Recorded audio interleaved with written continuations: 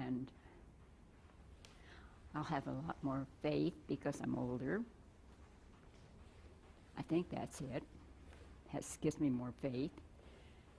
I have more confidence in being able to continue with my life and not feel sorry about anything. I have great respect for the people who have been helping, all of these people who talked tonight. And I do have confidence in my sister to help me, my daughter to help me. And I have confidence in the Lord to help.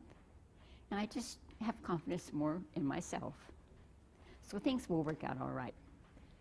You seem like a little bit of a hometown legend. Explain 1976 and what happened then, how you were involved then. Well, we got a teletype message, and we had not had a teletype for very long. They were very new, and it was a huge machine, and took a long time to operate. But I got a message from State Patrol saying that there was a flood in the canyon, and it expected to take certain areas at certain times. And one of those areas was where my home is located. So I thought that the best thing to do was to get the word out first to my neighbors near Silverdale Ranch, and then work on the people that I knew who had citizen band radios to get the word out to other people too. That's basically what I did, and it wasn't, to me, very much of a spectacular thing. It was just part of my job. But you made a difference. I guess I did. How was it? How'd you find out this time? How was the communication to you this time? This time, one of my neighbors come to my house, and the two neighbors are in the man and woman are in the lobby now. Buzz Engelman and Karen Engelman are my neighbors, and they got the word to me that the water was really rising and I better come out with them. Okay. So I chose to ride down with them to the end of about a 1-block area, which is Hummingbird Lane. And I saw the water coming across the road there. It's lower than where I live. So my sister was with me, and I told her, we're going back to get my car, and we are leaving.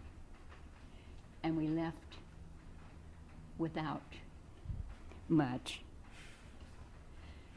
I do have some different clothes to wear now, but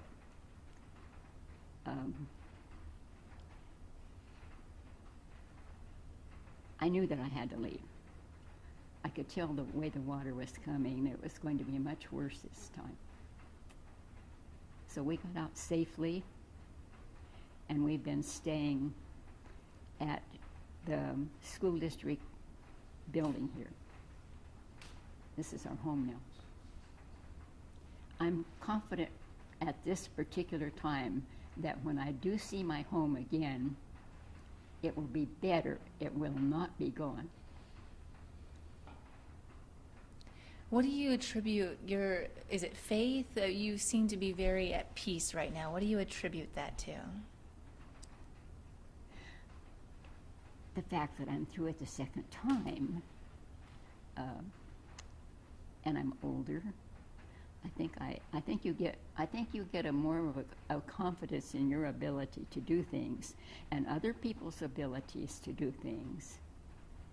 And there have been such strides in the technology since then that this will turn out better. One thing that I believe it was the sheriff said tonight is he doesn't view anyone here as a victim and instead as a survivor. Do you feel the same way? I guess I just survived, and I don't feel like I'm victimized. So I think he was right. And go ahead. What will you miss most about your home? I'll miss little things like the hummingbirds that come every year. The fish that a benevolent fisherman leaves for me to, once in a while, when he has probably a lot of fish in his locker at home, his freezer. So he brings the abundance. I'll miss my neighbors if they can't be there. Two of the neighbors I'll miss a lot because they're on the opposite side of the road from me, and their homes had been remodeled since the 1976 flood. They were gorgeous. They spent a lot of time and a lot of money doing this. They don't have them anymore. So I had a little bit of a grief period then because I thought about my neighbors before who had lost homes or whose homes were severely damaged. And I realized, though, that those neighbors got their act all together and started all over. No matter the state of your home, will you go back to the canyon and live there? Absolutely. Absolutely. For people who haven't had the pleasure of being down that canyon and say, 2 times having to be flooded out, can you explain what it is about that area that makes you go back? I can't really explain. It's such a large scope of things. Recently I went up the canyon so that I could take a trip up Trailridge Road with my daughter. I met her in Estes Park.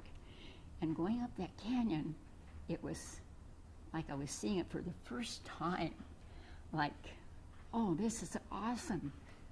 Look at that, look at that, look at this, look up there, look down there at the water.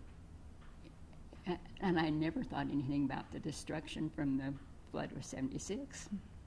It was like my first visit to that canyon, and it was so beautiful. It'll be that way again.